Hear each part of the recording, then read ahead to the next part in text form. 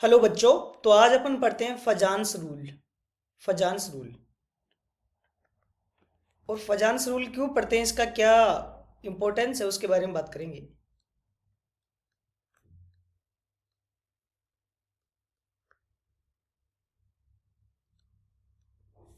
ये क्या बताता है, ये बताता है कि कोई भी आयनिक कंपाउंड में क्या चीज कोवलेंट करेक्टर्स इन आयनिक कंपाउंड।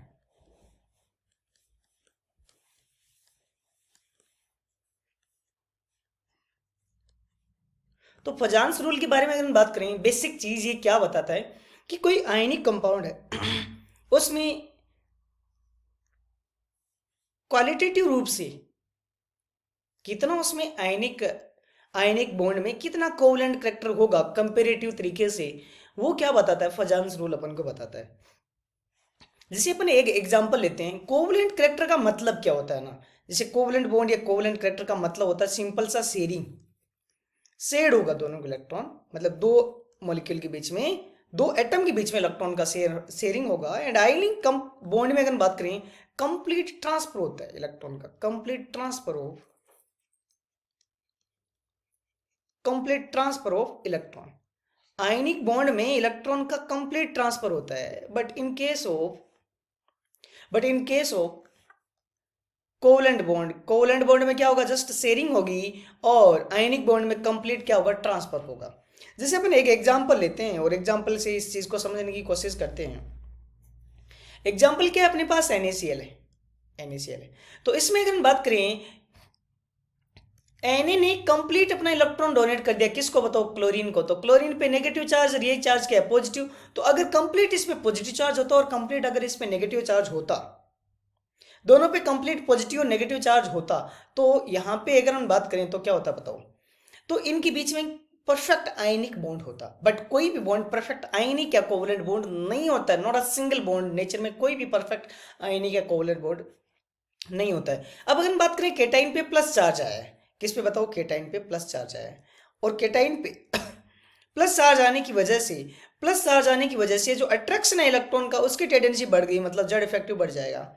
और एनाइन पे नेगेटिव चार्ज आने की वजह से एनाइन पे नेगेटिव चार्ज आने की वजह से इसका जो जेड इफेक्टिव है वो क्या हो जाएगा बताओ, डिक्रीज हो जाएगा।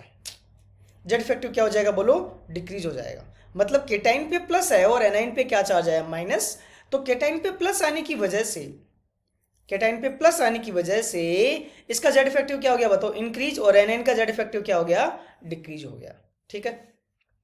अब अगर हम बात करें, केटाइन का जेड इफेक्टिव तुम्हारा इंक्रीज हो गया। अब अगर हम बात करें, जो केटाइन है साइज में कॉम्पैक्ट भी हो गया, फिर एनाइन है उसका जेड इफेक्टिव क्या हो गया, डिक्रीज हो गया। मतलब एनाइन में अगर हम बात करें,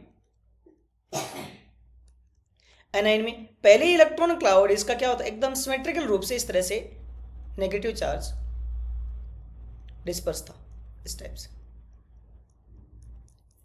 बट अगर हम बात करें केटाइन का जेड इफेक्टिव बढ़ गया, तो अब ये क्या करेगा, इफेक्टिव रूप से केटाइन एनाइन के इलेक्ट्रॉन क्लाउड को अट्रैक्ट करेगा। और अट्रैक्ट करने की वजह से, केटाइन के इलेक्ट्रॉन क्लाउड को अट्रैक्ट करने की वजह से, जो पहले एकदम सिमेट्रिकल रूप से था डिस्ट्रीब्यूट, अब वो क्या हो जाएगा बताओ, डिफॉर्म हो जाएगा। जैसे केटाइन अपने पास यहाँ पड़ा रह जाएगा, और एनाइन का जो इलेक्ट्रॉन क्लाउड है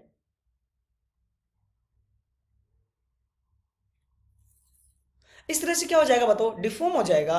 मतलब एक तरह से एनाइन ने इस तरफ अपना इलेक्ट्रॉन क्या कर दिया बताओ, शिफ्ट कर दिया। मतलब एनाइन पे नेगेटिव चार्ज था वो कम हो जाएगा, और केटाइन ने इलेक्ट्रॉन थोड़े क्या कर लिए, इलेक्ट्रॉन गेन कर लिए, तो इस पे पॉजिटिव चार्ज क्या हो जाएगा बताओ, कम हो जाएगा। और ये जो इलेक्ट्रॉन क्लाउड है एनाइन का, वो क्या हो जाएगा बताओ, डिफॉर्म्ड हो जाएगा। मतलब यहाँ पे ज्यादा नेगेटिव चार्ज है ना। अब ये इसमें क्या हो गया बताओ, पार्शियल शेयरिंग हो गई, partial sharing of electron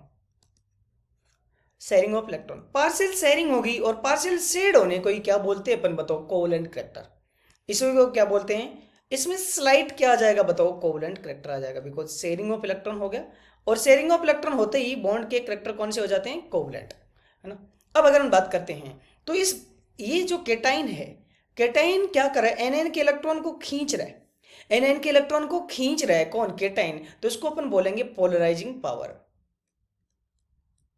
this is known as polarising power. ठीक है, कैटाइन ने इलेक्ट्रॉन क्लाउड खींच लिया तो उसको क्या बोलेंगे? Polarising power. पावर खींचना मीन्स पावर होगी उसकी। और एनाइन के रेस्पेक्ट में इस चीज को क्या बोलेंगे बताओ? इसकी होगी पोलराइजेबिलिटी, मतलब डिफॉर्म्ड हो गया।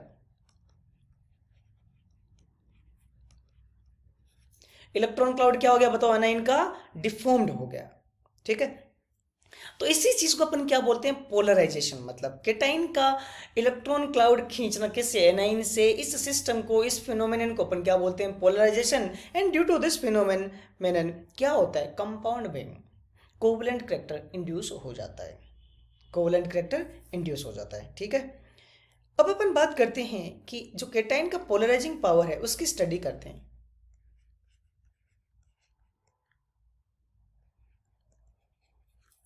पोलराइजिंग पावर किसके लिए डिफाइंड होगा बताओ? केटाइन के लिए। और अपन बात करते हैं कौन कौन से फैक्टर है जो इसको अफेक्ट करेंगे। तो पहली बात किसके लिए डिफाइंड होगा बताओ? Defined for cation. और ये क्या चीज होती है? केटाइन का एनाइन के इलेक्ट्रॉन क्लाउड को विड्रॉ करने की, खींचने की पावर को क्या बोलेंगे? Polarising power.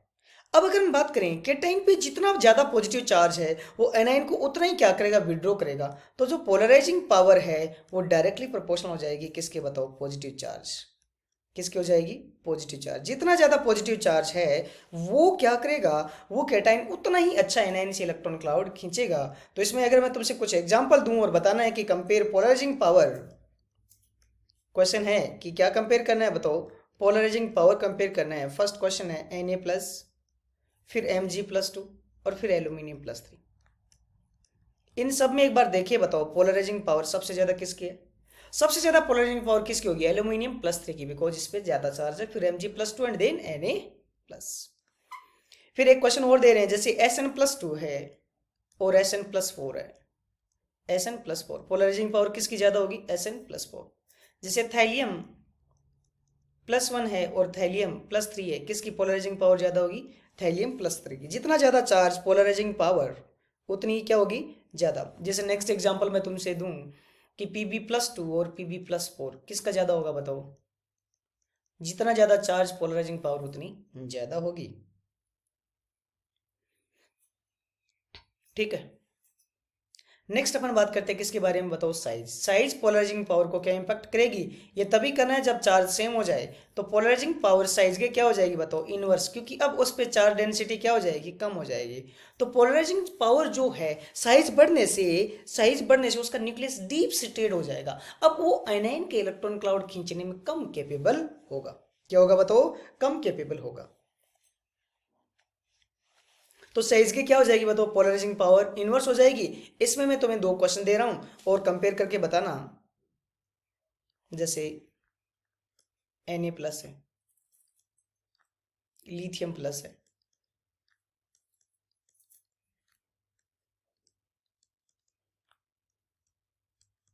इसमें देख के बताओ पोलराइजिंग पावर किसकी सबसे ज्यादा है। तो यहाँ पे अगर हम बात करें ना, इसकी साइज सबसे ज्यादा है सीजियम की, तो इसकी पोलराइजिंग पावर सबसे कम होगी। और सबसे ज्यादा किसकी हो जाएगी बताओ? लिथियम, बिकॉज चार्ज सेम है तो साइज के ये इनवर्स हो जाएगा।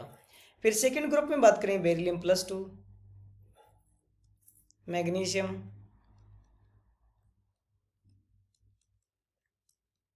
इन पे भी चार्ज सेम है तो साइज से कंपेयर करेंगे। साइज बैरियम की सबसे ज्यादा है तो पोलराइजिंग पावर इसके सबसे कम हो जाएगी। तो ये पोलराइजिंग पावर का ऑर्डर हो जाएगा। ठीक है, फिर मैं ना तुम्हें एक बहुत ही इंपॉर्टेंट ऑर्डर बताता हूं, very important order.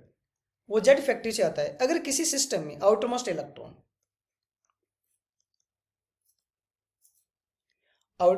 Electronic configuration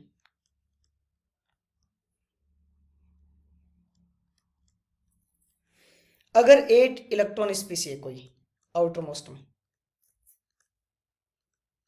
ठीक है, उसका जेड इफेक्टिव कम होगा किससे बताओ? 18+2 इलेक्ट्रॉन स्पीसी से। और उसका जेड इफेक्टिव कम होगा किससे? 18 इलेक्ट्रॉन स्पीसी से। और जेड इफेक्टिव जितना ज्यादा, जेड इफेक्टिव सबसे ज्यादा इसका है, तो जेड इफेक्टिव सबसे ज्यादा इसका, तो पोलराइजिंग पावर भी इसका ही होगा। ये किसका ऑर्डर है बताओ? किसका order? Order of polarising power, मतलब 18 इलेक्ट्रॉन है किसी का आउटर मोस्ट शेल में तो इसका पोलराइजिंग पावर सबसे ज्यादा होगा। 18 इलेक्ट्रॉनिक कॉन्फ़िगरेशन को दूसरा नाम भी बोलते हैं सूडो इनर्ट गैस कॉन्फ़िगरेशन। अब सूडो इनर्ट गैस कॉन्फ़िगरेशन क्यों बोल देंगे? मतलब 8 इलेक्ट्रॉन लास्ट में किस में होते हैं बताओ? 8 इलेक्ट्रॉन इनर्ट गैस में होते हैं, तो 10+2 मतलब सूडो होना मतलब इनर्ट गैस जैसा बिहेवियर कर रहा है, इनर्ट गैस नहीं है। मतलब जैसे 18 इलेक्ट्रॉन होने का मतलब है, जैसे मैं एग्जांपल देता हूं, डी में 10 इलेक्ट्रॉन, डी में कितने इलेक्ट्रॉन बताओ? 10 इलेक्ट्रॉन, और पी में कितने? 6, और एस में कितने इलेक्ट्रॉन बताओ? 2 इलेक्ट्रॉन कॉन्फ़िगरेशन आएगा। एस में कितना आएगा? 2 इलेक्ट्रॉनिक कॉन्फ़िगरेशन आ जाएगा। ये सूडो इलेक्ट्रॉनिक कॉन्फ़िगरेशन होगा। मतलब ये इलेक्ट्रॉनिक कॉन्फ़िगरेशन का ऑर्डर अगर हम बात करें तो ऑर्डर इस टाइप से होगा, मैं बताता हूँ। सबसे पहले क्या आएगा बताओ? एस, मतलब एस के 2 इलेक्ट्रॉन आ जाएंगे, है ना। और फिर अगर हम बात करें डी में कितने इलेक्ट्रॉन आ जाएंगे? डी में कितने इलेक्ट्रॉन आ जाएंगे? एक इलेक्ट्रॉनिक कॉन्फ़िगरेशन के साथ एक एग्जांपल ले लेंगे। एस में 2 आ गए, पी के 6 और डी के 10 इलेक्ट्रॉन, ये टोटल 18 इलेक्ट्रॉन होते हैं। जैसे 8 इलेक्ट्रॉन कैसे बना होगा? 6 पी के और 2 एस के। ये चीज एग्जाम्पल से ज्यादा बेटर समझ आएगा, जिसमें इसमें एग्जाम्पल लेता हूँ Na+। क्या चीज बताओ? Na+। इसका इलेक्ट्रॉनिक कॉन्फ़िगरेशन अगर आउटर तुम्हें याद है तो क्या होगा? 1s2 2s2 और 2p6। देखो एंड पे कितने इलेक्ट्रॉन है? 2+6, पी के 6 और ये 2। इनर्ट गैस का यही होता है आर्गन का। तो इसमें कौन कौन से एग्जाम्पल आ जाएंगे? Na+, और क्या आएगा? K+, और कैल्शियम +2 वगैरह, और क्या आ जाएगा? कैल्शियम +2 वगैरह।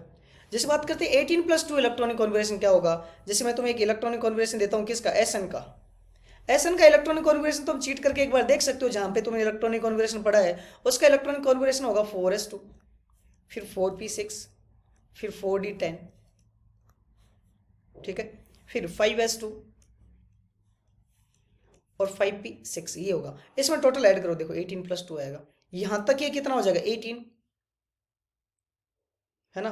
टोटल 20 है, मतलब इस पी को ऐड करें तो 18 और प्लस 2 एस के हो जाएंगे, तो कितना इलेक्ट्रॉनिक कॉन्फ़िगरेशन हो जाएगा? 18+2, मतलब 20 इलेक्ट्रॉनिक कॉन्फ़िगरेशन इसमें चेक कर सकते हो। तुम यूं भी बोल सकते हो कि जो ये इलेक्ट्रॉनिक कॉन्फ़िगरेशन है यहाँ तक, ये कितना? 18, और ये कितने बताओ? 2। इस तरह से 18+2 इलेक्ट्रॉनिक कॉन्फ़िगरेशन हो जाएगा। और इसमें एग्जाम्पल आ जाएगा Sn+2 लिखना है ना यहाँ पे, Sn+2। इसमें एग्जाम्पल हो जाएंगे अपने पास Sn+2, है ना, और Pb+2, Pb+2। इसमें किस किस के एग्जाम्पल आएंगे ये डाउट हो सकता है। तो इसमें नॉर्मली कौन सा ब्लॉक रहेगा बताओ? P block.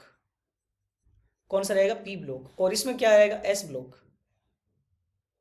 और इसमें किसके एग्जाम्पल आएंगे? डी ब्लॉक के। और डी ब्लॉक का जैसे एग्जाम्पल क्या हो जाएगा? जिंक, है ना। ग्रुप नंबर कौन कौन सा बताओ इसमें? Group number normally 10, 11 and 12। Normally 11 और 12 रहेगा। एग्जाम्पल के बारे में बात कर सकते हैं, जैसे Zn+2, Cd+2, Hg+2, Cu+1, Ag+1। ये सूडो इनर्ट गैस के कॉन्फ़िगरेशन रहेगा। इसमें पोलराइजिंग पावर सबसे ज्यादा होगी, फिर पी ब्लॉक में होगी और फिर एस ब्लॉक में होगी। जिसमें एग्जांपल देता हूं मैं तुम्हें। कैल्शियम+2 है एक तो क्या है बताओ? कैल्शियम+2 है। दूसरा है Sn+2, और फिर है क्या चीज? Cd+2। Cd+2 किसका है बताओ? डी ब्लॉक का। ये किसका है बताओ? पी ब्लॉक का। और ये किसका? एस ब्लॉक का। तो सूडो इलेक्ट्रॉनिक कॉन्फ़िगरेशन सबसे ज्यादा सूडो इसका है, तो पोलराइजिंग पावर इसकी, फिर इसकी। ये किसका ऑर्डर हो जाएगा बताओ? पोलराइजिंग पावर का ऑर्डर हो जाएगा सूडो इलेक्ट्रॉनिक कॉन्फ़िगरेशन की वजह से, या ज़्यादा इफेक्टिव वजह से। जैसे मैं तुम्हें एक एग्जांपल और दूं, K+ एंड Cu+ में किसका ज़्यादा होगा पोलराइजिंग पावर? किसका हो जाएगा बताओ? K+ एंड Cu+ में